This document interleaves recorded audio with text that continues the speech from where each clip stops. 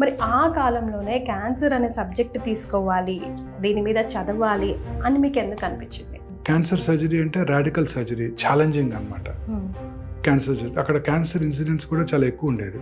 Okay. పాండిచేరిలో oral cancers, alcohol ఎక్కువ తాగటం వల్ల మిగతా రకరకాల క్యాన్సర్స్ ఎక్కువగా ఉంటాయి. So that inspired me.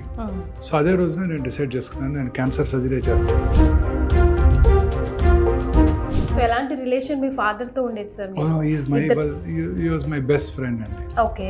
So చాలా ఇద్దరం కలిసి చక్కగా కబుర్లు చెప్పుకునేవాళ్ళం, మాట్లాడుకునేవాళ్ళం. ఇప్పుడు కూడా ఆయన నన్ను ఎంతో, అంటే ముగ్గురు సన్స్లో కూడా నన్ను బాగా ప్రేమగా చూసుకునేవాళ్ళు. సో మీ లైఫ్లో most beautiful situation or most beautiful day ఏంటి అని అంటే ఏం చెప్తారు? Nothing like that. Every day is a beautiful day. But the day to remember is when I got my post-graduation course in JIPMER. ఏదైనా ఒక కేస్ని describe చేయగలరా sir? మీరు expect చేసినట్టు కాకుండా ఉండొచ్చు, లేదా మీరు ఎక్స్పెక్ట్ చేసిన దానికన్నా ది బెస్ట్ అవుట్పుట్ రావచ్చు పేషెంట్ దగ్గర నుంచి. నేను తెలుసుకుంది ఏంటంటే, క్యాన్సర్ ట్రీట్మెంట్లో మేమిచ్చే ఈ ఇంగ్లీష్ మెడిసిన్, అలోపతి ట్రీట్మెంట్ కన్నా పేషెంట్ యొక్క మానసికంగా పేషెంట్ ధైర్యంగా ఉంటే క్యాన్సర్ని జయించేస్తారు. ఒక చిన్న పాపకి ఆపరేట్ చేశారు అపోలో హాస్పిటల్లో. నేను కూడా ఉన్నాను, నేను చేయట్లేదు, మా కొలీగ్ చేస్తున్నారు సర్జరీ. అదేదో చిన్న ఓవేరియన్ ట్యూమర్ అని వాళ్ళు ఓపెన్ చేస్తే it turned out to be gastric cancer. Gastric cancer వచ్చి ఓవరీస్కి పాకిపోయింది. ఆ పాప వయసు 22 years. మోహన్ వంశీ గారి చేతిలో పడ్డాము అని అంటే 1% ఆఫ్ సర్వైవల్ ఛాన్స్ ఉన్నా బయట పడ్డట్టేరా, అట్లీస్ట్ స్పాన్ ఇంక్రీజ్ చేస్తారని. కానీ కొంచెం కాస్ట్లీ డాక్టర్ అంటున్నారు sir. Modern medicine is expensive madam. Mammography వినే ఉంటారు. అనలాగ్ మ్యామోగ్రామ్ అంటే కన్వెన్షనల్ మ్యామోగ్రామ్ కాస్ట్ 15 లక్షలు అయితే 3D డిజిటల్ మ్యామోగ్రామ్ కాస్ట్ 3 కోట్లు. హలో ఎవ్రీవన్, మీరు చూస్తుంది సుమన్ టీవీ. నేను Keerthi. Most awaited video for me, because ages నుంచి నేను సార్ని అడుగుతున్నాను ఒక్క ప్రొఫైల్ వీడియో చేద్దాం సార్ అని. ఫైనల్లీ ఒప్పుకున్నారు. వారు ఎవరంటే, 2 తెలుగు రాష్ట్రాల్లోనే కాకుండా దేశవ్యాప్తంగా, ఆ మాటకొస్తే ప్రపంచవ్యాప్తంగా కూడా క్యాన్సర్ పేషెంట్లకి ఒక రకంగా దేవుడు అనే చెప్పాలి. Surgical oncologist doctor Mohan Vamshi గారు. నమస్తే సార్. నమస్తే అండి. So thank you so much. Finally ఒప్పుకున్నారు. ఎప్పుడు అడిగిన ఓన్లీ కంటెంట్ మీదే, టాపిక్ మీదే, క్యాన్సర్ అవేర్నెస్ మీదే చేద్దామంటారు. సరే, ఈ 10, 15 or 20 years నుంచి క్యాన్సర్ కొంచెం ప్రామినెంట్ అవుతుంది. అంతకుముందు ఎవరికో ఒకరికి వినేవాళ్ళం కదా మనం. మరి ఆ కాలంలోనే క్యాన్సర్ అనే సబ్జెక్ట్ తీసుకోవాలి, దీని మీద చదవాలి అని మీకు ఎందుకు అనిపించింది? నేను నా MBBS MS పాండిచేరిలో చేశానండి. అది central government institute, JIPMER Pondicherry. అది it's a very prestigious institution. అక్కడ నేను జనరల్ సర్జరీ చేస్తున్నప్పుడు my chief doctor RN Sibal ఉండేవారు. వారు is a cancer surgeon. So use to like operating on cancers. Cancer surgery అంటే రాడికల్ సర్జరీ, ఛాలెంజింగ్ అనమాట. క్యాన్సర్ సర్జరీ అక్కడ cancer incidents కూడా చాలా ఎక్కువ ఉండేది.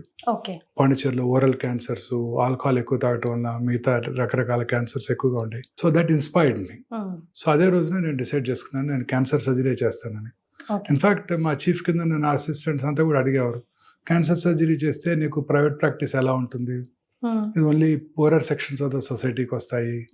Why not you do gastro surgery చేయొచ్చు, ప్లాస్టిక్ సర్జరీ చెయ్యి, యూరాలజీ చేయమని చెప్పేవారు. So that time itself I have decided that I will do cancer surgery. మా చీఫ్కి నేను చాలా కేసులు అసిస్ట్ చేశాను. సో లక్కీగా అదే స్ఫూర్తితో నేను చూసి ఇన్స్పైర్ అయ్యి క్యాన్సర్ సర్జరీ చేయాలని నిర్ణయించుకున్నాను. ఇన్ఫాక్ట్ క్యాన్సర్ సర్జరీలో MCH సర్జికల్ ఆంకాలజీలో నాకు సీట్ వచ్చాక మా నాన్నగారు నాతో ఒక 4 రోజులు మాట్లాడలేదు. ఎందుకు సార్? ఆయనకి నేను కార్డియాక్ సర్జన్ అవ్వాలని కోరికగా ఉండేది. Professor Venugopal, professor Gopinath, all India institute chief cardiac surgeons. Venugopal గారు ఆల్ ఇండియా ఇన్స్టిట్యూట్ డైరెక్టర్గా కూడా చేశారు. ఫేమస్ తెలుగు పీపుల్ ఇద్దరు కూడా. వారు చిన్నప్పటి నుంచి నాకు వారి గురించి చెప్పేవాళ్ళు, నువ్వు వారిలాగా కార్డియాక్ సర్జన్ అవ్వాలి. నాకు 5వ తరగతి నుంచి ఆయన చెప్పేవారు రోజు. సో స్వతహాగా నాన్నగారు MBBS డాక్టర్ ఆయన. ఆయన PG చేయలేదు. సో అప్పటి నుంచి నాలో ఆయన ఎప్పుడు చెప్పారు, నువ్వు డాక్టర్ అవ్వాలి, నువ్వు సర్జన్ అవ్వాలి, నువ్వు వేణుగోపాల్ గారి లాగా, గోపీనాథ్ గారి లాగా కార్డియాక్ సర్జన్ కావాలి. ఒకటే కోరిక ఆయనకి. సో నేను అది చేయకుండా నేను ఆంకాలజీ చేశానని ఆయన కోపంతో ఒక 4 రోజులు ఓకే. నాతో మాట్లాడలేదు. You are the only son sir? No, 2 other sons are there. Okay. My elder brother is a chartered accountant. My younger brother is an engineer. Okay. So మిమ్మల్ని డాక్టర్ చేయాలని నాన్నగారి ఆశ. Sir. ఓకే. సో ఎప్పుడు మాట్లాడాల్సి వచ్చింది మళ్ళీ after 1 month? 1 month తర్వాత ఆయన వచ్చి మాట్లాడారా? ఓకే. సో ఒక ప్రౌడ్ మూమెంట్ ఉంటుంది కదా సార్ ఏ పేరెంట్స్ కైనా. ఓకేలే నేను అనుకున్నట్టు కాకపోయినా తను అనుకున్న స్థాయిలో ఈ రేంజ్ లో ఉన్నాడని ఆ ప్రౌడ్ మూమెంట్ మీ లైఫ్ లో ఎప్పుడు ఉండింది? అంటే నథింగ్ లైక్ దట్. నేను అంకాలజిస్ట్ గా పాపులర్ అవ్వకముందే ఆయన కాలం చేశారు. Oh okay. He had cirrhosis and died. So ఎలాంటి రిలేషన్ మీ ఫాదర్ తో ఉండేది sir? He was my best friend అండి. ఓకే. సో చాలా ఇద్దరం కలిసి చక్కగా కబుర్లు చెప్పుకునేవాళ్ళం, మాట్లాడుకునేవాళ్ళం. ఎప్పుడు కూడా ఆయన నన్ను ఎంతో, అంటే 3 sons లో కూడా నన్ను బాగా ప్రేమగా చూసుకునేవారు. You are the youngest? I am middle. Okay. Somehow he used to like me a lot. So ఇప్పుడు కూడా నాతో మాట్లాడుతూ ఉండేవారు, నాతో కబుర్లు చెప్తూ ఉండేవాళ్ళు, నాకు అన్ని నేర్పించేవాళ్ళు. అని ఒకటే ఫిలాసఫీ ఆయనకి, నువ్వు బాగా చదువుకోవాలి, మంచి పొజిషన్ లో వెళ్ళాలి, అంతే ఒకటే. ఎప్పుడు కూడా ఆయన హాలిడేకి వెళ్ళాలి, లేకపోతే ఒక గేమ్ నేర్చుకో అని కానీ ఆటలాడుకోవాలి కానీ ఎప్పుడు చెప్పలేదు ఆయన. ఎందుకు ఆయన ఎప్పుడు ఒకటే కోరిక, ఆయన పీజీ చేయలేదు. పీజీ చేయకపోవడం వల్ల ఆయన చాలా సఫర్ అయ్యారు. గవర్నమెంట్ జాబ్ లో చాలా చోట్ల ట్రాన్స్ఫర్స్ అయి ఉండేవి ఆయనకి. సో నువ్వు ఖచ్చితంగా స్పెషలిస్ట్ అవ్వాలి, సర్జన్ అవ్వాలి. ఆ రోజుల్లో ఖమ్మంలో ఉండే సర్జన్స్ 2-3 సర్జన్స్ ఉండేవారు. వారి దగ్గరికి నన్ను తీసుకెళ్లేవాళ్ళు, వారిని పరిచయం చేసేవారు. ఖమ్మం గవర్నమెంట్ హాస్పిటల్లో సర్జికల్ డాక్టర్స్ వచ్చినప్పుడు, సర్జన్స్ వచ్చినప్పుడు నన్ను తీసుకెళ్లి వారికి పరిచయం చేసేవాళ్ళు. చూడు వీరిలాగా నువ్వు సర్జన్ అవ్వాలి అని చెప్పేవారు. ఓకే. సో నేను ఒకటి కోరుకుంటే ప్రకృతి ఒకటి కోరుకుంది అన్నట్టుగా మీకు చిన్నప్పటి నుంచి మీ గోల్ ఏముండింది సార్? డాక్టర్ అవ్వాలని ఒకటే మనసులో ఒకటే కోరిక, డాక్టర్ సర్జన్ అవ్వాలి, అంతే. ఇంకో కోరిక అంటూ ఏం లేదండి. ఓకే. సర్జన్ అవ్వాలి, పీజీ జాయిన్ అయ్యాక క్యాన్సర్ సర్జన్ అవ్వాలి. Okay. So you are living your dream. మీ ఫ్యామిలీ గురించి ఒకసారి sneak peek to your family sir. మీ పిల్లలు, family. My wife she's a gynecologist, but unfortunately because of my career she sacrificed her career. Oh, so sweet. She had to take care of the children కాబట్టి పిల్లలు చూసుకోవడం కోసం తను practice చేయలేదు ఎప్పుడు కూడా. ఓకే. తను ఎక్కడ ఈవినింగ్ 1 గంట క్లినిక్ చూసేవారేమో, అది కూడా చాలా తక్కువ. Otherwise she never practised. నాకు అసిస్ట్ చేసేవారు. నేను గైనకాంకాలజీ చేసేటప్పుడు she learned. Okay. She assisted me for all my gynaeoncology cases. Even now she assist me. Okay. Kids gynaeoncology చేసినప్పుడు పాప షీఈస్ MD రేడియేషన్ ఆంకాలజీ చేసింది, but she doesn't practise oncology. ఎందుకు? She did MBA from Barcelona. She wants to do her own business now. మా అబ్బాయి BBA చేశాడు. He helps me in finance. Okay. Here out here. Okay. So life is beautiful అంటారు కదా. So మీ life లో most beautiful situation or most beautiful day ఏంటి అని అంటే ఏం చెప్తారు? Nothing like that. Every day is a beautiful day. But the day to remember is when I got my post-graduation course in JIPMER. Okay. MBBS pass అయ్యాను. ఆ తర్వాత MS entrance రాయాలి. Post graduate entrance చాలా difficult గా ఉండేది ఆ రోజుల్లో to get in a seat. That to in JIPMER, prestigious institute. మళ్ళీ ఆల్ ఇండియా కాంపిటీషన్ ఉంటుంది పోస్ట్ గ్రాడ్యుయేషన్ కోసం. సో ఆ రోజు ఫస్ట్ అటెంప్ట్ లో నాకు సీట్ వచ్చినప్పుడు that is the most memorable day for me. Immediate గా జాయిన్ అయ్యాను, MBBS పాస్ అయిపోయాను, వెంటనే సీట్ వచ్చేసింది ఫస్ట్ అటెంప్ట్ లోనే. ఆ తర్వాత మళ్ళీ MCH సీట్ కూడా అలానే వచ్చింది. ఆంకాలజీ చాలా టఫ్ కాంపిటీషన్ ఉండింది. దేశం అంతా వచ్చారు. క్యాన్సర్ ఇన్స్టిట్యూట్ ADR లో ఎగ్జామ్. ఆ ఎగ్జామ్ లో థియరీ ఎగ్జామ్ ఉండింది, క్లినికల్ ఎగ్జామ్స్ ఉండింది, వైవా వసి ఉండింది. More than 40-50 candidates had come for 2 seats. Oh, wow. So అందులో I got a seat. అందరూ సీనియర్స్ ఉన్నారు చాలా మంది. ఆంకాలజీలో పనిచేసిన వాళ్ళు, 5 ఏళ్ళు పనిచేసిన వాళ్ళు, 4 years పనిచేసిన వాళ్ళు, టాటా మెమోరియల్లో పనిచేసిన వాళ్ళు అందరూ వచ్చారు ADR క్యాన్సర్ ఇన్స్టిట్యూట్ ఎంట్రన్స్ కి. Okay.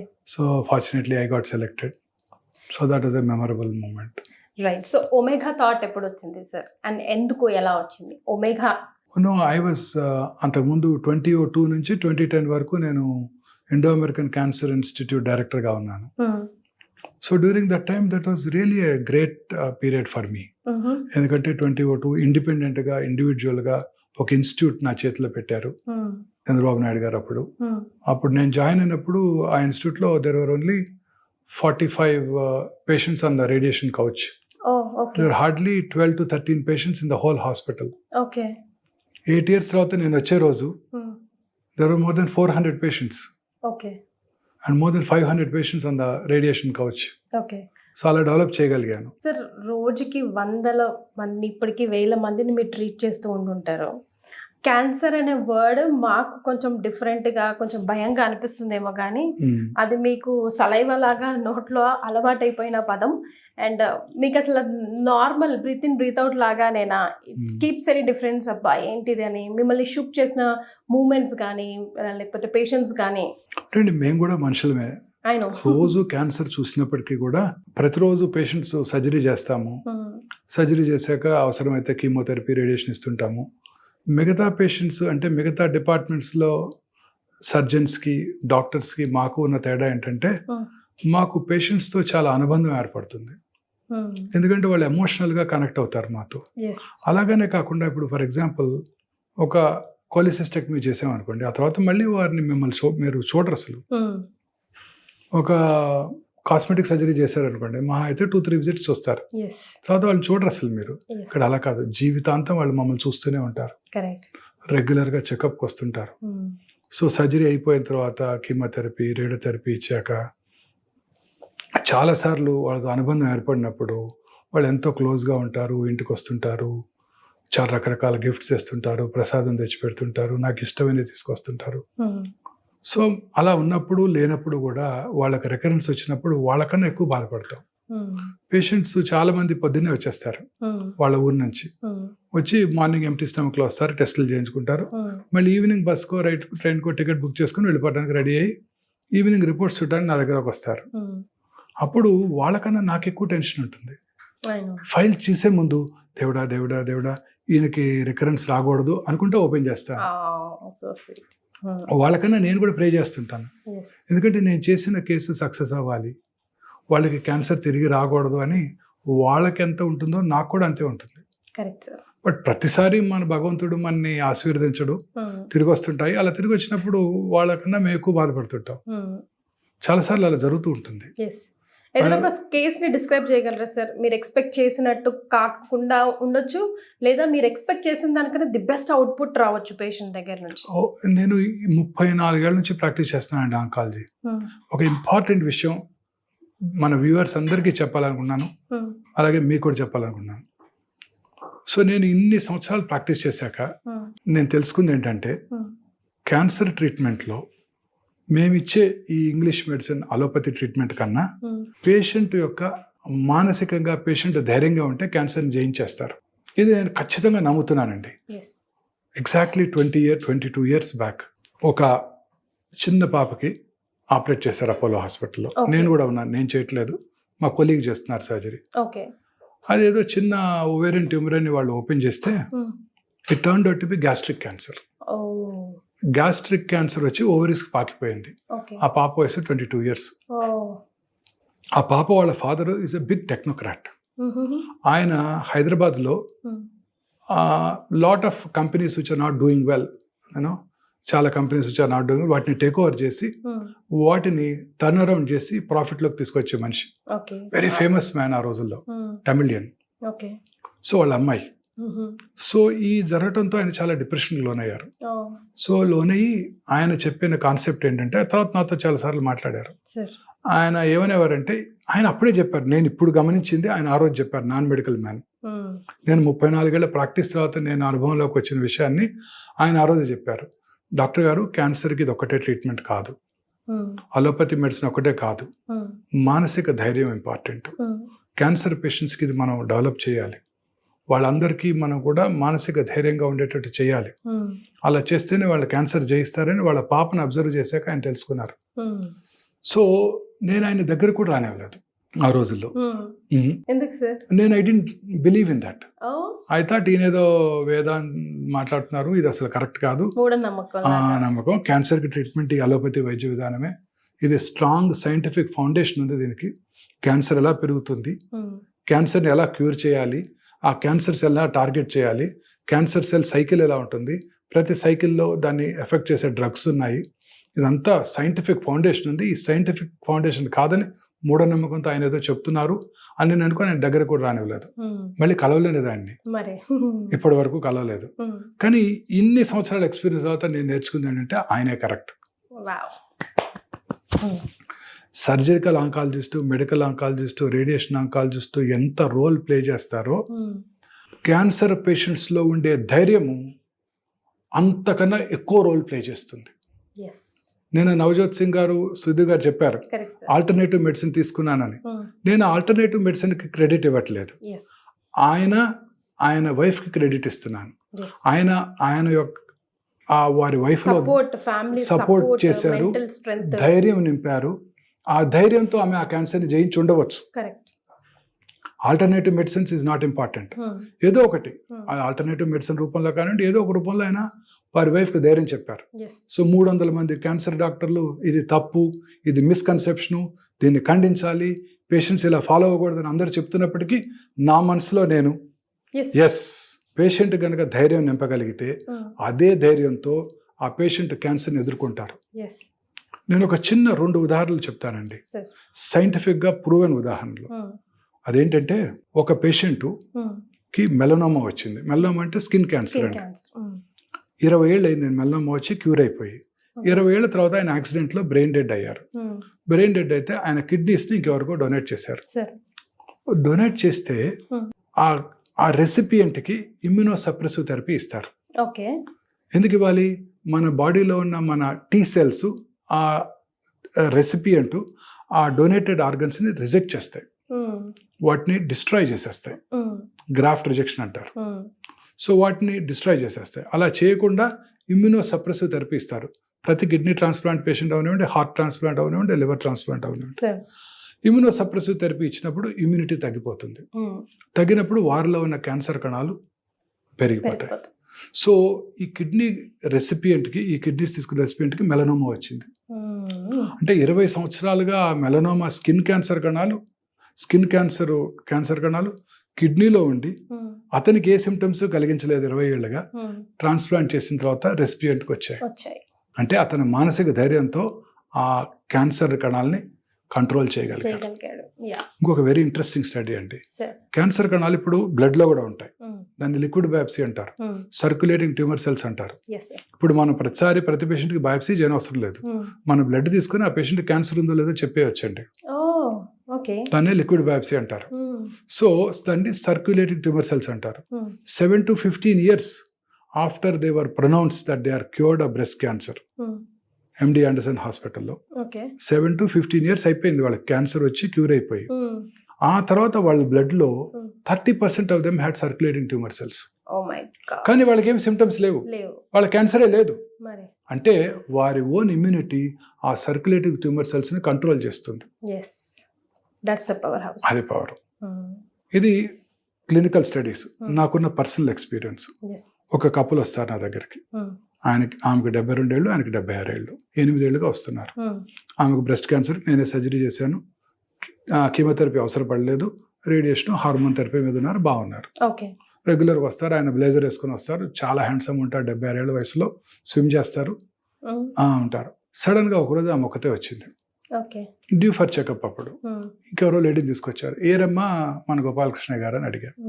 ఇక్కడ పడి ఏడ్చేసింది.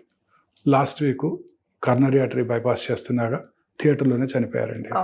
అప్పుడు కూడా వారికి స్కాన్ చేసాము, నార్మల్గా ఉన్నారు. కరెక్ట్గా 4 నెలల తర్వాత ఆమె క్యాన్సర్తో తిరిగి వచ్చేసింది.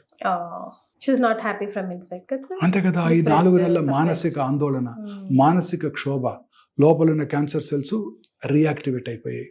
ఇంకొక పేషెంట్ 5 ఏళ్ళు అయిపోయింది, క్యాన్సర్ ఫ్రీ, బ్రెస్ట్ క్యాన్సరే. కొడుకు మ్యారేజ్కి పిలిచారు, వెళ్ళాను. 2 ఏళ్ల తర్వాత ఆమె క్యాన్సర్ తిరగబెట్టింది. ఏంటా అని చూస్తే 8 months బ్యాక్ కొడుకు డివోర్స్. సో ఇవన్నీ కూడా నేను స్ట్రాంగ్గా నమ్ముతున్నాను. ఇవాళ మనందరం కూడా, మీరు నేను కూడా మానసికంగా ధైర్యంగా ఉంటే మనకి క్యాన్సర్ రాదు, కరోనా రాదు, సెర్బ్రోవాస్కులర్ యాక్సిడెంట్ రాదు, కర్నరీ ఆర్టరీ డిసీజ్ కూడా రాదు, ఏది రాదు.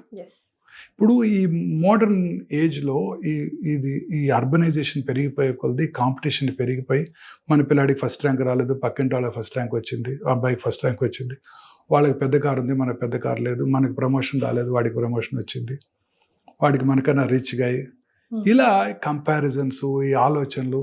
ఎస్, కాంపిటీషన్ ఉండాలి. కాంపిటీషన్ లేకపోతే మనం గ్రో అవ్వము, సైన్స్ గ్రో అవ్వదు, వర్క్ చేస్తుండాలి. అంతే తప్ప అన్హెల్దీ కాంపిటీషను, ఈ మానసిక ఆందోళన, ట్రాఫిక్ జాము, బాస్ తిడతాడు, వెళ్ళకపోతే వర్క్ 10 అయిపోయింది, 10:05కి వెళ్తే అబ్సెంట్ మార్క్ వేస్తారు, 1 డే హాఫ్, ఏవో ఒక ఆందోళనలు. ఇలా ఈ ఆందోళనతోనే మన ఈ అనారోగ్యం పెరిగిపోతుందండి. అదే బసవతారకం హాస్పిటల్లో నేను జాయిన్ అయిన రోజు 2002 జూలైలో ఒకటే ప్రైవేట్ క్యాన్సర్ హాస్పిటల్, 45 మంది క్యాన్సర్ పేషెంట్లు. ఇవాళ 2 తెలుగు రాష్ట్రాల్లో 45 క్యాన్సర్ హాస్పిటల్స్ ఉన్నాయి, ఒక చోట బెడ్ ఖాళీ లేదు. అవును సార్. ఈ ఒక డిసీజే కాదండి, అన్ని డిసీజెస్ పెరిగిపోతున్నాయి. దీనికి అన్నిటికీ కారణం ఈ మానసిక ఆందోళన, స్ట్రెస్. క్యాన్సర్ రావడానికి మోస్ట్ ఇంపార్టెంట్ కాజ్ ఏంటండి? మనలో ఉండే మన జీన్స్, మన బాడీలో సైంటిస్టులు కనుక్కున్నారు అబౌట్ 22,000 ప్రోటాన్ కోడింగ్ జీన్స్ ఉంటాయి.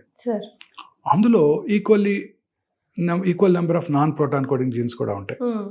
అందులో ఒక 500 to 600 ఆంకోజీన్స్, అంటే క్యాన్సర్ కారక జన్యువుల్ని సైంటిస్ట్ ఐడెంటిఫై చేశారు. ఇప్పుడు సైంటిస్ట్ బిలీవ్ చేసేది ఏంటంటే ఈ క్యాన్సర్ కారక జన్యువుల్లో వచ్చే మ్యుటేషన్స్ వల్లనే ఈ క్యాన్సర్స్ వస్తాయి. ఇది ఖచ్చితంగా నమ్ముతున్నారు సైంటిస్టులు. సో ఈ మ్యుటేషన్స్ ప్రతి వాళ్ళలో జరుగుతూ ఉంటాయి, మీలోనూ ఉంటాయి, నాలోనూ జరుగుతుంటాయి, వారిలోనూ జరుగుతుంటాయి. ఈ మ్యుటేషన్స్ని కంట్రోల్ చేసే ఇమ్యూన్ మెకానిజం మనకుంది. ఆ ఇమ్యూన్ మెకానిజం దెబ్బతిన్నప్పుడు అవి మ్యుటేషన్స్ పెరిగి పెద్దయ్యి క్యాన్సర్గా మారుతాయి. సో అంటే రోజు మనలో ఈ మ్యుటేషన్స్ జరుగుతుంటాయి. ఈ మ్యుటేషన్స్ని మనం కంట్రోల్ చేస్తుంది మన ఓన్ బాడీ. అది కంట్రోల్ చేయటంలో ఫెయిల్ అయినప్పుడు క్యాన్సర్ వచ్చేస్తుంది. ఎందుకు ఫెయిల్ అవుతాయి? ఇమ్యూనిటీ తగ్గుతుంది. ఇమ్యూనిటీలో ఎవరికి తగ్గుతుంది? ఎవరికి తగ్గుతుంది? మానసిక ఆందోళనలో ఉన్నప్పుడు ఇమ్యూనిటీ తగ్గుతుంది. హ్యాపీగా నిద్రపోయి సంతోషంగా ఉంటే అంతకన్నా పెద్ద ఇమ్యూన్ బూస్టర్ లేదు. మీరు చూడండి, HIV ఉన్నవాళ్ళు, అక్వైర్డ్ ఇమ్యూనోడెఫిషియన్సీ సిండ్రోమ్, ఎయిడ్స్ ఉన్న వాళ్ళలో వాళ్ళలో ఇమ్యూనిటీ తగ్గిపోతుంది, వాళ్ళ T cells ఆర్ డిఫెక్టివ్, వాళ్ళలో ఖచ్చితంగా క్యాన్సర్ వస్తుంది. 100కు 99 మంది క్యాన్సర్తోనే వారికి అపాయం ఉంటుంది తప్ప HIV వల్ల ఎటువంటి అపాయం లేదు. HIV క్యూర్ అయిపోయింది కదండి. కానీ వాళ్ళలో ఇమ్యూన్ డెఫిషియన్సీ ఉండటంతో అందరికీ లింఫోమాస్, స్కిన్ క్యాన్సర్స్, ఇంకో క్యాన్సర్ వచ్చేస్తాయి. సో ఎవరిలో ఇమ్యూనిటీ తగ్గితే వారిలో వస్తుంది. ఇమ్యూనిటీ బాగుండాలంటే మనం ఏం చేయాలండి? సంతోషంగా ఉండాలి, ఫస్ట్ అండ్ ఫార్మోస్ట్ హ్యాపీగా నిద్రపోవాలి. సార్ మీకేంటి సార్ హ్యాపీ బూస్టర్? ప్రాంప్ట్ గా 20 years నుంచి నేను మిమ్మల్ని చూస్తున్నాను sir, near by, very close to you. Prompt గా 8 o'clock అంటే 8 o'clock కి మీరు ఉంటారు అక్కడ హాస్పిటల్. This is passion. నాకు అందరూ అడుగుతారు నన్ను, you get burnt out, that is my pleasure. ఇప్పుడు మార్నింగ్ 5:40 లోపల వచ్చేస్తాను హాస్పిటల్కి. నేను రాకపోతే పేషెంట్లు వెయిట్ చేస్తుంటారు పాపం. పొద్దున్నే వస్తారు, లేచి స్నానం చేసి రెడీ అయ్యి కూర్చుంటారు, చక్కగా మేకప్ చేసుకొని సార్ వచ్చేసరికి రెడీ ఉండాలని. మళ్ళీ రాత్రి నా కోసం నిద్రపోకుండా వెయిట్ చేస్తుంటారు. మావిడ తిడుతూ ఉంటుంది, చలికాలంలో రాత్రిపూట లేపుతున్నావు, పొద్దున్నే వెళ్ళి మళ్ళీ లేపుతున్నావు అని. So it's pleasure seeing them. It's pleasure. వాళ్ళని చూడకుండా రాత్రి నాకు ఇంటికి వెళ్తే నిద్ర పట్టదు. It's pleasure. వాళ్ళు చూసి వాళ్ళు హ్యాపీగా ఉంటే, నేను హ్యాపీగా ఉంటే, నేను I'm very happy. Morning 8 o'clock ఓపీకి వెళ్తే మధ్యాహ్నం 1 వరకు నాకు అసలు టైం తెలియదండి. Correct sir. అదే మెడిటేషన్ నాకు.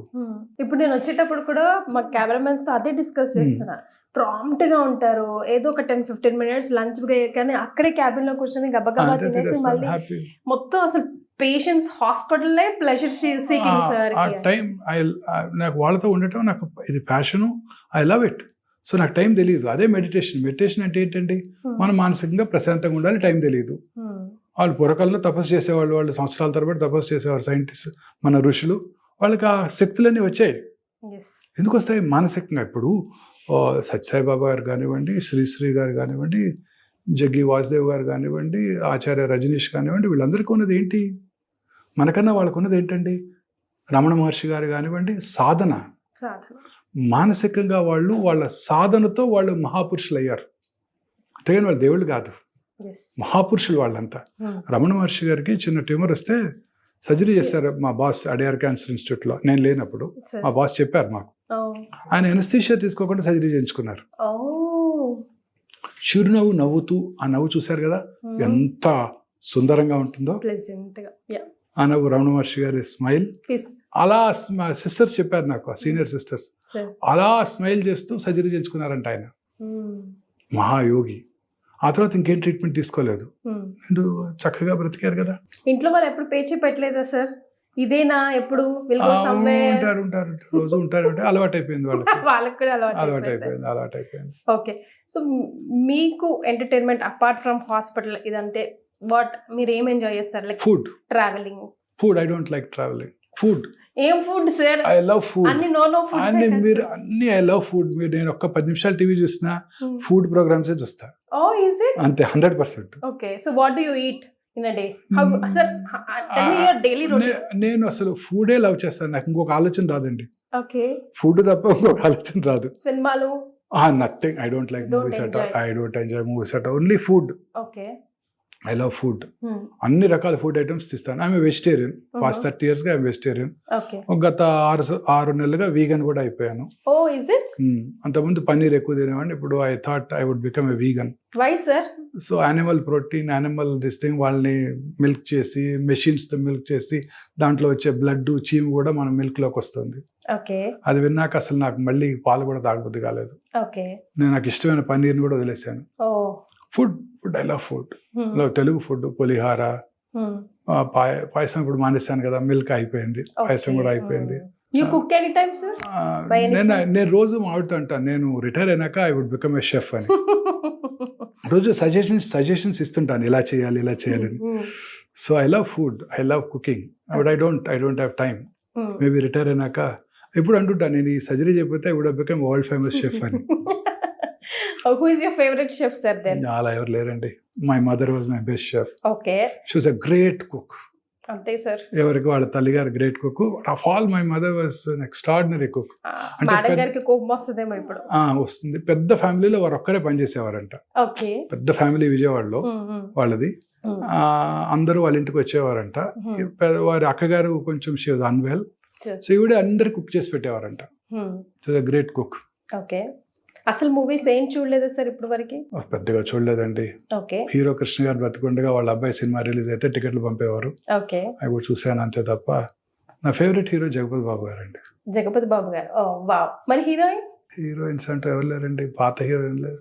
అందరూ పాత హీరోయిన్స్ సార్. నాకు అంటే కాంచన గారు అంటే చాలా ఇష్టం. Okay. She was very beautiful. Okay sir. Mohan Vamshi sir daily routine ఇది అని చెప్పుకోవడానికి మీరు ఎలా ప్లాన్ చేస్తారు? నథింగ్ స్పెసిఫిక్ అండి. నా డైలీ రొటీన్ ఏముంటుందండి, మార్నింగ్ 5 కల్లా లెగుస్తాను. For few minutes we talk to each other. 5-10 కల్లా పరిగెత్తాలి. Every minute is important. 5:35 కల్లా స్నానం చేసేసి గబగబా రెడీ అయిపోయి 5:40 కల్లా కార్ ఎక్కేస్తే 5:45-50కి ఇక్కడికి వచ్చేస్తాను హాస్పిటల్కి. That day starts. ఇంకా ఎవ్రీ మినిట్ రన్నింగ్. ఐసీయూకి వెళ్తాను, అక్కడ ఐసీయూ అటెండర్స్తో మాట్లాడతాను. తర్వాత వార్డ్స్ రౌండ్స్ చేస్తాను, అన్ని వార్డ్స్ రౌండ్స్ చేస్తాను. మళ్ళీ 8 కల్లా ఓపిక వచ్చేయాలి. 8 కల్లా ఓపిక వచ్చేస్తాను. 8 to 1:30 బోరింగ్ ఉంటుంది నా రొటీన్. ఓపి చూడటం. 1:30కి పైకి వచ్చి 1:32 కల్లా పైకి వచ్చి ఒక 10 minutes లంచ్ బ్రేక్. లంచ్ తర్వాత మాత్రం ఒక 10 minutes రెస్ట్ తీసుకుంటానండి. 10 to 15 minutes రెస్ట్ తీసుకుంటాను. అంతే. మళ్ళీ వర్క్ స్టార్ట్స్. సర్జరీ చేస్తాను. సార్ మీకు రొటీన్, కానీ అక్కడ ఎంత మంది ప్రాణాలు sir. True, that's true. Daily like some 500 తో ఈజీగా ఓపీస్ చూస్తారు. లేదు అంత ఉండదు. ఇదివరకు అప్పుడైనా 50 to 80 మంత్లీ క్యాన్సర్ రోజు ఒక 80 to 100 people చూస్తానండి ఈజీగా. ప్రతి పేషెంట్ మీద కాన్సన్ట్రేట్ చేయాలి. మనం ఇచ్చే నిర్ణయం మీద వాళ్ళు ఎలా చూస్తూ ఉంటారు పాపం. ఎంతో ఆశతో వస్తారు, ఎంతో ఎక్కడి నుంచో వస్తుంటారు, అనేక ఊళ్ళ నుంచి వస్తుంటారు పాపం. వాళ్ళందరూ వచ్చి మన సలహా కోసం వెయిట్ చేస్తారు. చాలా ప్రాబ్లమ్స్ నాకు తెలియని ఉంటాయి. వాటిని చదువుకోవాలి, రెగ్యులర్గా డిస్కస్ చేయాలి, కొలీగ్స్తో మాట్లాడాలి. Cancer treatment is a team work. Surgical oncologist ఒక్కరే కాదు, మెడికల్ ఆంకాలజిస్ట్, రేడియేషన్ ఆంకాలజిస్ట్, నాకు మంచి టీం ఉంది. అందరం గబగబా డిస్కస్ చేసుకుంటాం. అందరూ కూడా ఇక్కడే ఫుల్ టైం ఎంప్లాయీస్. చేసుకొని మా సొల్యూషన్ వాళ్ళు చెప్తాము. సార్ రకరకాల పేషెంట్స్ ని డీల్ చేస్తూ ఉంటారు కదా, మరి మీ ఇమ్యూనిటీని మీరు ఎలా సేఫ్ గార్డ్ చేస్తారు? మేడం, మొన్న మధ్య నారాయణమూర్తి గారు, ఇన్ఫోసిస్ నారాయణమూర్తి గారు ప్రతి వారం 70 hours వర్క్ చేయాలని చెప్తే అందరూ ఆయన క్రిటిసైజ్ చేయడం ప్రారంభించారు. నీ వల్ల చాలా మంది ప్రాణాలు కోల్పోతున్నారు అని అందరూ క్రిటిసైజ్ చేశారు. బట్ ఈ స్టక్ టు హిస్ గన్స్. లేదు, ఐ బిలీవ్ ఇన్ దట్. ఖచ్చితంగా 70 hours. నేను I work for an average 120 hours a week. Double almost 120 hours minimum పని చేస్తాను madam. Okay. On an average. ఇప్పుడైతే 120 hours చేస్తాను. ఈ వయసులో, 60 ఏళ్ల వయసులో 120 hours I work even now every week. Super. Every week పని చేస్తాను. ఎవ్రీ డే 18 hours హాస్పిటల్లోనే ఉంటాను. చాలాసార్లు ఐ టాయ్డ్ విత్ ఐడియా ఇక్కడే ఉంటే బోద్దేమో టాప్ ఫ్లోర్లో పడుకుంటే. కాకపోతే మా వైఫ్ కోపం, ఇల్లు కూడా మార్చేస్తున్నాం, దగ్గరికి వచ్చేస్తున్నాం. ఓకే. బంజారాహిల్స్లో ఉండి ఇప్పుడు ఇక్కడికి వచ్చేస్తాను, గచ్చిబౌలికి వచ్చేస్తున్నాం. నెక్స్ట్ 3 monthsలో will be in Gachibowli. So I can reduce the travel time also. I enjoy this. ఎక్కడా రాలేదు. ఐ ట్రావెల్ ఎలా అంటే ట్రావెల్ ఇష్టం లేకపోయినా ట్రావెల్ చేస్తున్నాను. ఓకే. చాలా హాస్పిటల్ చూశాను. మొన్న మధ్య శ్రీనగర్, జలంధర్, నాసిక్ అనేక ఊర్లు వెళ్ళాను. ఈ 20 weeksలో 20 cities కవర్ చేశాను. 20 cities. midnight 12 o'clock ఫ్లైట్కి వెళ్తాను. Either Bombay or Delhi or Chennai. అక్కడ నుంచి ఎర్లీ మార్నింగ్ చిన్న చిన్న డెస్టినేషన్స్కి వెళ్ళిపోతాను. ఓకే. సో రాత్రిపూట ట్రావెల్ చేయటం, పొద్దున్న పని చేసుకోవటం. అది కూడా మిస్ కాదు మళ్ళీ. మిస్ కావద్దు. సార్ మినిమం 120 hours పని చేస్తాను. I believe in it. That's my passion. That keeps me healthy. Sir me future goal ఇప్పుడు 60 yearsలో మీ ఫ్యూచర్ గోల్ ఏంటి అంటే ఏం చెప్తారు? సో 2 things అండి. ఒకటి, మొన్న మధ్య మీరు Zerodha CEO's interview with podcast with bill gates విన్నారా? మీ హెల్త్ని ఎలా కాపాడుకుంటాను అంటే, he said I use take vitamins, దానికి ఏం డౌన్ సైడ్ లేదు. Then he said I will do a test called Galleri test, GRAIL test అని. దట్ క్యాన్సర్ రావటాన్ని ముందుగా పసిగట్టవచ్చు. ఆ జెనోమిక్స్ని ఇండియాకి తీసుకురావాలనేది ఒకటి. I'm very sure in few months we will have this genomics. అదొకటి. తర్వాత I want to develop the largest cancer hospital chain in the country. సి ఇప్పుడు లేటెస్ట్ ఎకనామిక్ సర్వే వాళ్ళది, ఎకనామిక్ టైమ్స్ వాళ్ళ రిపోర్ట్ ప్రకారం hardly 30% of districts in India are having comprehensive cancer care centres. Cancer incidence ర్యాపిడ్గా పెరిగిపోతుంది and grossly under reported. ఇప్పుడు India's population ఎంత madam? 1.454 billion as of today, approximately. Yes. And భారతదేశ Indian council for medical research estimate వారి ప్రకారం భారతదేశంలో వచ్చే కొత్త క్యాన్సర్లు 1.4 million అంతే. 1.4 million అంతే. అదే చైనాస్ పాపులేషన్ ఎంతో తెలుసా అండి? 1.425 billion. అంటే hardly 200,000 less than India's. But చైనాలో యాన్యువల్ క్యాన్సర్ ఇన్సిడెన్స్ ఎంత అండి? 4.8 million. మనకన్నా 4 times. అది ఎలా వీలవుద్ది మేడం? ఇది గ్రాస్లీ అండర్ రిపోర్టెడ్ ఇండియాలో. సైంటిస్ట్ బిలీవ్ చేసేది అదే, గ్రాస్లీ అండర్ రిపోర్టెడ్. సో మన క్యాన్సర్ ఇన్సిడెన్స్ చాలా ఎక్కువ అండి. United states population 354,000. వాళ్ళలో 1.9 అంటే మనకన్నా 550,000 క్యాన్సర్స్ ఎక్కువ. ఎలా సాధ్యపడుతుందండి ఇది? 1.9 million. మనదేమో 1.4. ఎలా వీలవుతుంది మేడం? సో అంటే భారతదేశంలో grossly under reported. So cancer ఈ డిసీజ్ ర్యాపిడ్గా పెరిగిపోతుంది. మెయిన్ కారణం మనం చాలాసార్లు డిస్కస్ చేసాం, లైఫ్ స్టైల్ చేంజెస్. మనం తీసుకునే ఆహారం, ప్రతి ఆహారము contaminated, polluted, pesticides, fertilisers, microwaves, non stick tawas, what not everything, plastics, అన్నిటి వలన దురలవాట్లు పెరిగిపోతున్నాయి బాగా ప్రజెంట్ జనరేషన్కి. ఇలాంటి కల్చర్ మనం మన పిల్లలకు నేర్పుతున్నాం. ఆల్కహాల్ తాగొచ్చు, ఆల్కహాల్ తాగితేనే గొప్పవాళ్ళు. They use to look down upon us if somebody takes alcohol. నాకు ఇంకా గుర్తుందండి, ఒక చాలా చోట్ల అంటే కొన్ని నార్త్ తెలంగాణలో ఆల్కహాల్ ఈజ్ వెరీ కామన్. అందరూ కలిసి ఇంట్లోనే తాగేస్తుంటారు. కోస్టల్ ఆంధ్రాలో అలా కాదు. తాగటం ఈజ్ ఏ గ్రేట్ ఇది క్రైమ్. సో IMA మీటింగ్ వెళ్ళినప్పుడు అసలు ఆల్కహాల్ సర్వ్ చేసేవాళ్ళు కాదు, ఇప్పుడు సర్వ్ చేస్తున్నారు. సో అందువలన మన భారతదేశంలో ఇంకా ఎక్కువ క్యాన్సర్ హాస్పిటల్స్ రావాల్సిన ఇది ఉంది. లేకపోతే మిగతా ఇప్పుడు కరోనరీ ఆర్టరీ డిసీజ్ ఉంది అనుకోండి, సరే ఇక్కడ ఫెసిలిటీ లేకపోతే దగ్గరలో ఉన్న ఊర్లోకి వెళ్ళి సర్జరీ చేయించుకొని వెనక్కి వచ్చేస్తారు, వారం రోజులు ఉంటారు. క్యాన్సర్ అలా కాదండి. సర్జరీకో 15 రోజులు ఉండాలి, ఫాలో అప్ ఉంటుంది, మళ్ళీ కీమోలు 3 వారానికి ఒకసారి వెళ్తూ ఉండాలి, మళ్ళీ రేడియేషన్ అంటే 1 నెల రోజులు అక్కడే ఉండాలి. ఎనార్మస్ బర్డెన్ అండి. నేను కర్నూలు వెళ్ళేవాడిని క్లినిక్కి, అలాగే విజయవాడ కూడా వెళ్ళేవాడిని వే బ్యాక్ ఇన్ 1994 to 2000. నాకు వెళ్ళటానికే చాలా శ్రమగా ఉండేది. బస్సులో నేను వెళ్ళి అక్కడ పేషెంట్ చూసి మళ్ళీ వెనక్కి రావడానికి, ట్రైన్లో వెళ్ళి చూసి వెనక్కి రావడానికి. అదే పేషెంట్ రావాలంటే వాళ్ళకి ఎంత స్ట్రెయిన్ అండి. వాళ్ళు క్యాన్సర్ పేషెంట్ ట్రీట్మెంట్ తీసుకొని వాళ్ళు already they are not healthy and every week రావాలి, ఎవ్రీ 3 weeks రావాలంటే ఎంత కష్టం. సో ప్రతి డిస్ట్రిక్ట్ హెడ్ క్వార్టర్స్ లోను కాంప్రహెన్సివ్ క్యాన్సర్ సెంటర్ పెట్టాల్సిన ఆవశ్యకత ఉన్నది భారతదేశంలో. లక్కీగా సౌత్ ఇండియాలో there are good number of centres, నార్త్లో it's completely empty. Wow sir, no doubt Mohan Vamsi గారి చేతిలో పడ్డాము అని అంటే 1% ఆఫ్ సర్వైవల్ ఛాన్స్ ఉన్నా బయట పడ్డట్టేరా, అట్లీస్ట్ స్పాన్ ఇంక్రీజ్ చేస్తారని. కానీ కొంచెం కాస్ట్లీ డాక్టర్ అంటున్నారు sir. Modern medicine is expensive madam. Modern medicine is very expensive. For example మీరు mammogram, the machinery you use here also, mammography వినే ఉంటారు. ఎనలాగ్ మ్యామోగ్రామ్ అంటే కన్వెన్షనల్ మ్యామోగ్రామ్ కాస్ట్ 15 లక్షలు అయితే 3D డిజిటల్ మ్యామోగ్రామ్ కాస్ట్ 3 కోట్లు madam. Amount of radiation exposure is very minimal. Conventional మ్యామోగ్రామ్తో మీరు 8 to 9 millimeters lump పట్టుకోగలిగితే 3D డిజిటల్ మ్యామోగ్రామ్లో 3 millimeter లంప్ కూడా పట్టుకుంటారు. అండ్ రేడియేషన్ ఎక్స్పోజర్ చాలా తక్కువ, 1/3 ప్రాక్టికలీ డిజిటల్ మ్యామోగ్రామ్లో. అండ్ కన్వెన్షనల్ మ్యామోగ్రామ్లో ఏమైనా అనుమానంగా ఉంటే మళ్ళీ రీకాల్ చేసి మళ్ళీ తీయాలి. కోన్ డౌన్ వ్యూ తీసుకోవాలి, మ్యాగ్నిఫైడ్ వ్యూ తీసుకోవాలి, అంటే మళ్ళీ మ్యామోగ్రామ్ చేయాలి. డిజిటల్ మ్యామోగ్రామ్లో అవసరం లేదు. Obviously it will be expensive. PET scan చూసారనుకోండి, మీరు రోజు పెట్ స్కాన్ చేయించుకుంటుంటారు. కన్వెన్షనల్ పెట్ సిటీ స్కాన్లో పేషెంట్కి వచ్చే రేడియేషన్ ఎక్స్పోజరు 23 to 24 millisieverts ఉన్నట్టయితే, ఇక్కడ మన దగ్గర Hyderabad India's one of the first digital PET సిటీలో radiation exposure 8 millisieverts, 1/3 the dose. PET MR అని ఒకటి వచ్చింది, first time in the country, AI powered digital PET MR. ఆ machine cost $4.3 million. Oh my gosh. Sir మనం ఆ machineries అన్ని one time video ఒకసారి చూపిద్దాం సార్.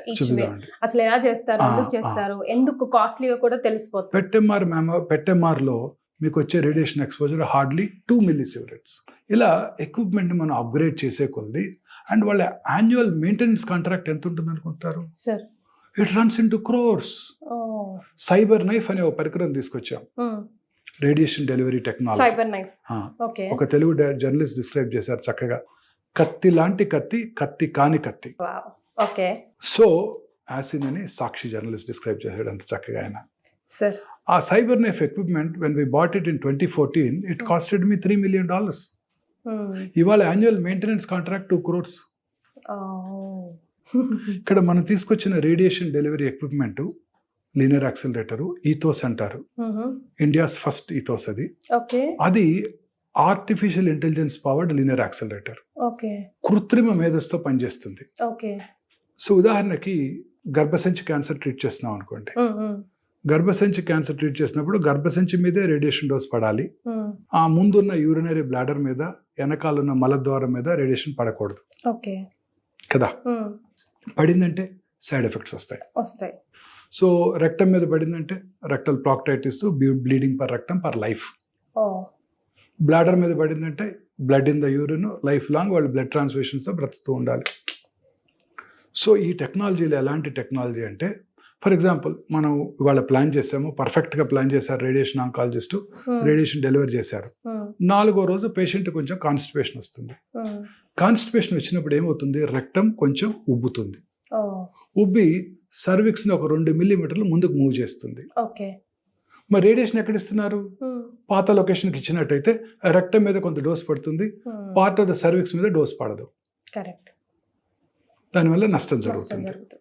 ఈ మెషిన్ ఎంత స్మార్ట్ మెషిన్ అంటే, it has its own CT scan inside the machine. So radiation ఇచ్చే ముందు చూస్తుంది, ఇట్ సీస్ ఎక్కడ ఇవ్వాలి, ఎక్కడుంది ఆర్గన్, దెన్ ఇట్ థింక్స్. అదేమిటి, 3 రోజుల క్రితం మన రేడియేషన్ డాక్టర్ గారు ప్లాన్ చేసినప్పుడు సర్విక్స్ ఇక్కడ ఉంది, ఇవాళ ఏంటి 3 millimeters ముందుకు మూవ్ అయింది. ఆలోచిస్తుంది, ఆలోచించి కొత్త లొకేషన్ ఆఫ్ సర్విక్స్కి అడాప్ట్ చేసుకుంటుంది. ఆ కొత్త లొకేషన్కి రీప్లాన్ చేస్తుంది, రేడియేషన్ ఇచ్చేస్తుంది 3 నిమిషాల్లో. అదే రేడియేషన్ ఆంకాలజిస్ట్ కనుక మనం చెప్పామనుకోండి, సరే వాళ్ళు నా కాన్స్టిపేషన్ ఉంది, నా సర్విక్స్ ముందుకేమైనా వెళ్ళిందేమో చూసి మళ్ళీ ప్లాన్ చేయండి అంటే ఆయన సిటీ స్కాన్ చేయాలి. ఆ తర్వాత ఆయన ప్లానింగ్ 2 రోజులు పడుతుంది. ఈ లోపల కాన్స్టిపేషన్ రిలీవ్ అయిపోతుంది. This is the machine which we brought. For example, radiation ఇచ్చే ముందు పేషెంట్కి యూరిన్కి వెళ్ళాలనిపించింది, వాష్రూమ్కి. టెక్నాలజిస్ట్ రండి మేడం అంటాడు. ఈ ట్రీట్మెంట్ 2 నిమిషాల్లో అయిపోతుంది. ఓకే. ఆ 2 నిమిషాలే కదా, పెట్టించుకొని వెళ్దామని లోపలికి వెళ్ళిపోతుంది. బ్లాడర్ హాఫ్ ఫుల్ ఉంది, సర్విక్స్ని కొంచెం వెనక్కి పుష్ చేస్తుంది, రేడియేషన్ బ్లాడర్ మీద పడుతుంది కొంచెం. ఈ మెషిన్ ఇట్ సీస్, చూస్తుంది, ఆలోచిస్తుంది, కొత్త లొకేషన్కి అడాప్ట్ చేసుకుంటుంది. బ్లాడర్ కొంచెం వెనక్కి వచ్చింది అని, ఆ సర్విక్స్ వెనక్కి వెళ్ళిందని, ఆ కొత్త లొకేషన్కి రీప్లాన్ చేస్తుంది, రేడియేషన్ ఇచ్చేస్తుంది 2 నిమిషాల్లో. వావ్ టు టెక్నాలజీ కదా సార్. $4.5 million మరి. Annual maintenance contract $700,000. India's first machine technology. Test చేసామంటే మొన్న మధ్య ఒక చక్కటి ఇన్సిడెంట్ జరిగిందండి. పొద్దున్నే పేషెంట్ వచ్చారు 8 గంటలకే, కొంచెం ఖాళీగా ఉన్నాను మంగళవారం రోజు. స్కాన్ చేసుకుని వచ్చారు. స్కాన్ ఏమో కొంచెం లేట్ స్టేజ్లో ఉంది. తెలిసిన అతను, బాగా పరిచయం ఉన్న వ్యక్తిని. ఏంటండి ఇంత లేట్గా వచ్చారన్నా, చాలా కోపం అయిపోయాడు ఆయన. నేను లేట్గా రావటం ఏంటన్నాడు. నేను గ్యాస్ట్రోఎంట్రాలజిస్ట్ చుట్టూ 4 రోజుల నుంచి తిరుగుతున్నాను, ఆయన ఇప్పుడు పట్టుకున్నాడు నన్ను అన్నాడు. సరే కన్విన్స్ చేసేసి, సరే మీకు కీమో ఇవ్వాలని పంపించేసి, ఎవరా గ్యాస్ట్రోఎంట్రాలజిస్ట్ అని చూస్తే నా క్లోజ్ ఫ్రెండ్. ఇంటికి వెళ్ళాక రాత్రి ఫోన్ చేశాను, బ్రదర్ నేను అలా తిరుగుతున్నాడు, నువ్వు లేట్ చేసావని అన్నాడు. తిట్టాడా, మంచిదేలే అన్నాడు. ఏమన్నాను, ఏమంటే నేను రోజు ఓపిక వచ్చేసరికి వంశీ 10 మంది ఉంటారు అదే కంప్లైంట్స్తో, గ్యాస్ గ్యాస్ గ్యాస్. వచ్చిన ప్రతి వాడికి నేను ఎండోస్కోప్ వేస్తే గొట్టం వేసాడు సార్ 3,000 తీసుకున్నాడు, గ్యాస్తో వస్తే గొట్టం వేసి 3,000 తీసుకుంటారు, పక్కా కమర్షియల్ సార్ అంటాడు. అందుకే నేనేం చేస్తాను, ముందు మెడిసిన్స్ ఇస్తాను, 2 వారాలు ఆగి రాపో అంటాను. 2 వారాలు ఆగిన తర్వాత మళ్ళీ వస్తే మెడిసిన్ మార్చి మళ్ళీ ఇస్తాను. 3వ వస్తే అప్పుడు వేస్తాను ఎండోస్కోప్ అన్నాడు ఆయన. సార్ దీని మీద మీరు నిజంగా మాట్లాడాలి సార్. అవసరం ఉన్న చోట చేయకుండా ఇప్పుడు మెడికల్ మాఫియా అని, మెడికల్ టార్గెట్స్ అని, అదని లేదు మేడం, ట్రస్ట్ పోయిందండి డాక్టర్కి పేషెంట్. ఎందుకు, వై? అది అనేక రకాలైన కారణాలు ఉన్నాయి. That's a really wider topic, అది మనం డిస్కస్ చేయలేము. బట్ ట్రస్ట్ పోయింది ఎంతో. ఇప్పుడు ఫర్ ఎగ్జాంపుల్ నేను కూడా ఆలోచిస్తుంటాను, ఒక పువర్ పేషెంట్ వస్తారు, కారణం జరిగింది, నిజంగా జరిగింది. పువర్ పేషెంట్, సరిగా బట్టలు కూడా లేవు, బంజారా అమ్మాయి, తలనొప్పి అంటుంది. ఏం మామూలు తలనొప్పి, బ్రెస్ట్ క్యాన్సర్ 3 ఏళ్ళు అయిపోయింది, ఇప్పుడు బ్రెయిన్కి వచ్చి ఉంటుందా, వెయిట్ చేసి చూద్దాము అని చెప్పి. బ్రెస్ట్ క్యాన్సర్ బ్రెయిన్ కి వచ్చిందేమో, చిన్న అనుమానం వచ్చింది మనసులో. మళ్ళీ ఎంఆర్ఐ బ్రెయిన్ చేయాలంటే బోల్డ్ కాస్ట్. సరే చూద్దాము అని చెప్పి మెడిసిన్స్ రాసి పంపించేశాను. మళ్ళీ 15 రోజులకు వచ్చేసింది, నాకు తలనొప్పి ఎక్కువైందని. సో అప్పుడు నేను ఎంఆర్ఐ చేయించాను, చేస్తే బ్రెయిన్లో మెట్స్ ఉన్నాయి. నెక్స్ట్ డే 10 మంది వచ్చేసారు. 15 రోజుల క్రితం నేను వచ్చినప్పుడు నువ్వు ఎంఆర్ఐ చేస్తుంటే నేను ముందుగా పట్టుకునేవాడిని, ఇప్పుడేమో నువ్వు 4th స్టేజ్ అంటున్నావు. అప్పుడు కూడా 4th స్టేజే, పెద్ద మ్యాటర్ అవ్వదు 14 days లో. బట్ వాళ్ళు ఎంతో కోపం అయిపోయారు, నువ్వు ఎంతసేపు నాకు టెస్ట్ చేయలేదు, నాకు టెస్ట్ చేయకుండా నువ్వు నెగ్లెక్ట్ చేసావు అని. చేస్తున్నాను అనుకోండి, ఎన్ని ఎంఆర్ఐలు రాయాల్సి వస్తుంది రోజుకి. ప్రతి వాళ్ళకి తలనొప్పి అనే కంప్లైంట్ ఉండినే ఉంటుంది. పొరపాటున కొంచెం మిస్ అయ్యాము అనుకోండి, తలనొప్పి నెగ్లెక్ట్ చేసామనుకోండి, చాలాసార్లు చెప్పగానే తలనొప్పి పెద్దగా లేదండి, అప్పుడప్పుడు వస్తుంది, తగ్గిపోతుందండి అంటారు. మళ్ళీ అయ్యో డబ్బులు లేవు పాపం చేయించుకోవడానికి, అయ్యో డబ్బులు లేవు కదా అని వదిలేసి తిరిగి మళ్ళీ 15 రోజులు పట్టుకుంటే మళ్ళీ వాళ్ళే అడుగుతారు. చాలా కష్టం అయిపోయిందండి ప్రాక్టీస్. ఇంత కష్టపడ్డా కూడా. ఓవేరియన్ క్యాన్సర్ పేషెంట్, నా పేషెంట్ కూడా కాదు, ఎవరి దగ్గర ఆపరేట్ చేయించుకున్నారు, కీమోలన్నీ అయిపోయి, నేను బంజారా హిల్స్ ఉన్నప్పుడు నా దగ్గరకు వచ్చారు ఓ రోజు పొద్దున్నే, చూశాను, ఏదో హెడేక్ అంటే రెఫర్ టు న్యూరాలజిస్ట్ అని రాసి పెట్టేశాను, అక్కడ పెట్టేశాను బై లక్కీగా. తర్వాత ఆ పేషెంట్కి నిజంగా మళ్ళీ వారానికి వచ్చారు, ఇంకెక్కడో న్యూరాలజిస్ట్ దగ్గరికి వెళ్తే ఎంఆర్ఐ చేస్తే బ్రెయిన్లో ట్యూమర్ ఉండింది, సర్జరీ చేశారు, పేషెంట్ చనిపోతే నేను పట్టుకోలేదని కేసు కూడా వేశారు. అక్కడ కేస్ షీట్లో రాసింది రెఫర్ టు న్యూరాలజిస్ట్ అని. ఒక టెస్ట్ ఎక్కువ చేస్తే కమర్షియల్, తక్కువ చేసి మిస్ అయ్యామంటే డాక్టర్ గారు సరిగ్గా చూడలేదు, ఎక్కువ ఎంతసేపు ఎంతమంది పేషెంట్ చూడాలన్న కోరికే తప్ప ప్రతి పేషెంట్ మీద ఇంట్రెస్ట్ చూపట్లేదు. చాలా కష్టమైపోయిందండి ప్రాక్టీస్. అప్పుడు ఎలా డీల్ చేస్తారు sir? But lot of patients have confidence in us. వాళ్ళతో మనం మర్యాదగా ఉంటాము, చక్కగా మాట్లాడతాము, మన వాళ్ళనే భావిస్తాము. సో ఎవరిని కూడా మనం కొన్నిసార్లు ఇరిటేట్ అవుతుంటాం, ఎప్పుడు హ్యూమన్. బట్ చాలా వరకు నేను అది I don't get angry.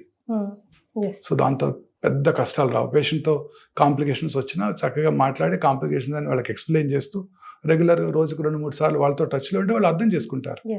Patient దగ్గరే అక్కడే దెన్నంది వదిలేస్తారా, లేకపోతే ఆ ఇన్నర్ పెయిన్ ఉంటుందా సార్? ఉంటుందండి. పేషెంట్ సిక్ అయితే మేము ఎక్కువ బాధపడతాం, రోజంతా డిస్టర్బ్ అవుతాం. Actually that is the only cause of mental disturbance for me.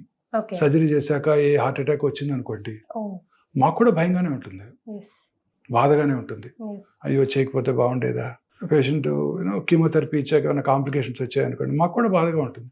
ఆ రోజంతా అందరికీ మా టీం అంతా కూడా అలానే ఉన్నారు. అప్సెట్ అందరూ సార్ ఇలా తగ్గిపోయిన అకౌంట్స్ అని వాళ్ళు ఫోన్ చేస్తుంటారు. ఒక 4 లేడీస్ ఉన్నారు నాకు మెడికల్ ఆంగ్లంలో, వాళ్ళు ఇంకా ఇన్వాల్వ్ అయిపోతుంటారు. సో మేము డాక్టర్ కూడా మనుషులే కదండి, మేము కూడా నా దగ్గరకు వచ్చిన ప్రతి పేషెంట్కి క్యూర్ అవ్వాలని దేవుడికి దండం పెట్టుకునే వస్తాను. So you believe in God? I believe in God, ఖచ్చితంగా పొద్దున్నే దండం పెట్టుకుని వస్తాను. పేషెంట్ చూసే ముందు పెట్టుకుంటాను, సర్జరీకి వెళ్ళే ముందు దండం పెట్టుకుంటాను.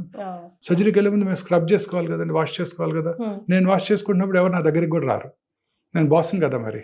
మిగతా వాళ్ళు కబుర్లు చెప్పుకుంటా వాష్ చేసుకుంటారు 4 కలిసి. నేను వాష్ చేసినప్పుడు ఎవరు రారు, నా దగ్గరికి కూడా రారు, దూరంగా ఉంటారు. సో అప్పుడు that's the time I pray God.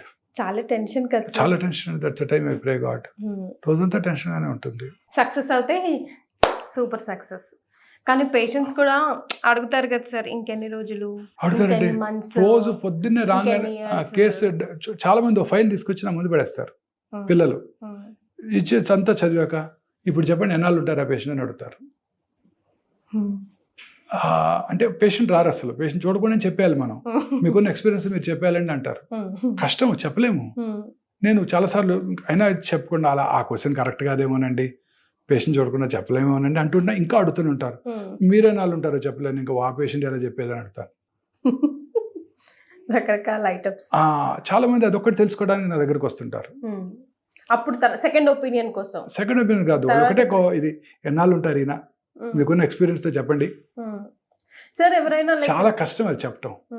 చాలా మంది స్టేజ్ 4 క్యాన్సర్, ఇందాక చెప్పాను కదండి, మానసికంగా ధైర్యంగా ఉంటే 4th స్టేజ్ క్యాన్సర్ పేషెంట్ అని జయించేయచ్చు. అందరూ సిద్ధు గారిని తిట్టినా నేను సిద్ధు గారి మీద చాలా గౌరవంగా ఉన్నాను. ఎస్, మీరు మీ వైఫ్లో ఒక కాన్ఫిడెన్స్ ఇన్స్టిల్ చేశారు, ఆమెను ఎంతో ధైర్యంగా ముందుకు తీసుకెళ్లారు. మీరు నమ్మిన పసుపే కానివ్వండి, ఫాస్టింగే కానివ్వండి. You always say that sir. అంటే నేను కూడా చూసాను కదా, అంటే మిగతా ఏ డాక్టర్స్ అన్నా ఇంకా ఇతర ట్రీట్మెంట్స్ వద్దంటే వద్దు, ఎందుకు ఇక్కడ తీసుకో అలా అంటారు, కానీ మీకు ఏ చేయాలనిపిస్తే ఇది మానకండి, ఇది మానకండి. ఆయుర్వేదం ఏదైనా వెళ్ళండి అంటారు. ఫాస్టింగ్ ఆల్సో హెల్ప్స్ అండి. ఫాస్టింగ్ నిన్న నాకు తెలిసిన ఒక very close patient, first time నేను లైఫ్లో పేషెంట్కి నేను మీరు why don't you do intermediate fasting అని చెప్పాను. నిన్ననే జరిగింది. షీఈ్ అ చార్టర్డ్ అకౌంటెంట్ అనుకుంటా. She works for a Big 4 company.